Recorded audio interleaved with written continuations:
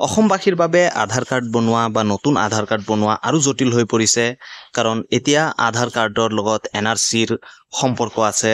আমাৰ মুখ্যমন্ত্ৰী হিমন্ত বিশ্ব শৰ্মা ডাঙৰীয়াই কৈছে যে যদি আপোনালোকে আধাৰ কাৰ্ড নতুনকৈ বনাব বিচাৰিছে তেনে ক্ষেত্ৰত আপোনালোকে কিন্তু এনআৰচিৰ এপ্লিকেশ্যনখন দিব লাগিব বা এপ্লিকেশ্যন নাম্বাৰটো লাগিবই। যিসকলে আগতে এনআৰচিৰ কাৰণে এপ্লাই কৰা নাই সিহঁতে হয়তো আধাৰ কাৰ্ড নাপাবও পাৰে কাৰণ আমাৰ মুখ্যমন্ত্ৰী হিমন্ত বিশ্ব শৰ্মা ডাঙৰীয়াই কৈছে যে যিসকলে এনআৰচিত এপ্লাই কৰা নাই সিহঁতৰ কাৰণে আধাৰ কাৰ্ড বনোৱাটো বহুতেই কঠিন হৈ পৰিব কাৰণ এনআৰচি একচেপ্ট হওক বা ৰিজেক্ট হওক কিন্তু এনআৰচিৰ যি এপ্লিকেশ্যন নাম্বাৰ সেইটো এটলিষ্ট লাগিব। সেয়েহে যদি আপোনালোকে আগতে এনআৰচিত এপ্লাই কৰা নাই বা আপোনাৰ পৰিয়ালে যদি আগত এনআৰচিত এপ্লাই কৰা নাই তেনে ক্ষেত্ৰত কিন্তু আপোনালোকৰ আধাৰ কাৰ্ড বনোৱাটো বহুত কঠিন হৈ পৰিব।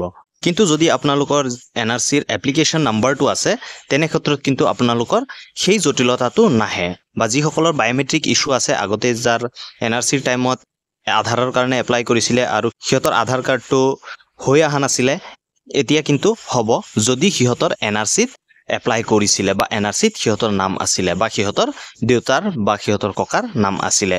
তো সেই লিংকেজটো দেখা হ'ব আপোনালোকক।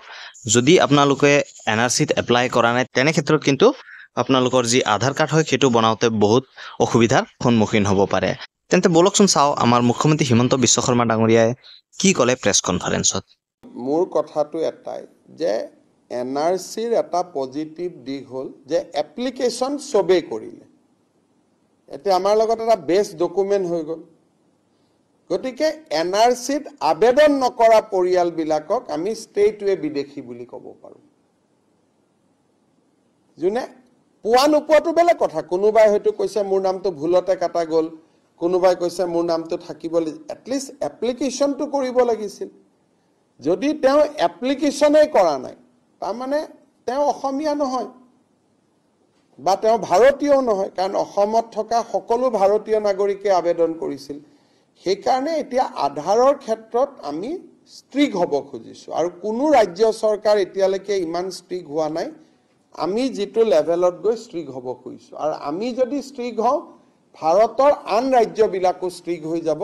তেতিয়া এই যিটো ট্ৰেণ্ড আমি দেখা পাইছোঁ ই কাৰ্টেল হ'ব।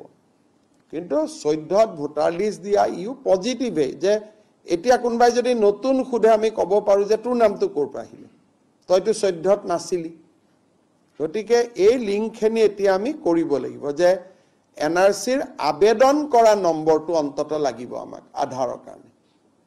তেতিয়া এটলিষ্ট 14তকৈতো মানুহ নাবাঢ়িব। তো ইয়াৰ পৰা এইটোৱে গম পোৱা গৈছে যে আপোনালোকৰ যদি আধাৰ কাৰ্ড বনাব লগা হয় নতুনকৈ তেনে ক্ষেত্ৰত কিন্তু আপোনালোকৰ যি এনআৰচিৰ এপ্লিকেশ্যন নাম্বাৰ হয় বা ARN নাম্বাৰ হয় সেইটো আপোনালোকৰ দিবই লাগিব। লাগিলে আপোনাৰ এনআৰচি একচেপ্টেই হওক বা ৰিজেক্ট হওক কিন্তু আপোনালোকৰ যি এপ্লিকেশ্যন নাম্বাৰ হয় সেইটো দেখুৱাবই লাগিব। তো ইয়াৰ লগতে আপোনাৰ মনত এটা প্ৰশ্ন আহিব পাৰে যে যিসকলে আগতে আধাৰ কাৰ্ড বনাইছে সিহঁতেও এনআৰচিৰ লগত লিংক কৰাব লাগিব নেকি বা আপডেট কৰাব লাগিব নেকি। তো সেই বিষয়ে হিমন্ত বিশ্ব শৰ্মা ডাঙৰীয়াই এতিয়ালৈকে একো কোৱা নাই। তো যেতিয়াই সিহঁতে আপডেটটো দিয়ে মই ভিডিঅ'ৰ মাধ্যমেদি আপোনালোকক জনাই দিম। তাৰ কাৰণে চেনেলটো প্লিজ ছাবস্ক্ৰাইব কৰি থ'ব। ভিডিঅ'টো যদি ভাল লাগিল প্লিজ লাইক কৰি দিব, চেনেলত নতুন হ'লে ছাবস্ক্ৰাইব কৰি দিব, লগতে বেল আইকনো দবাই দিব। ধন্যবাদ। জয় অসম।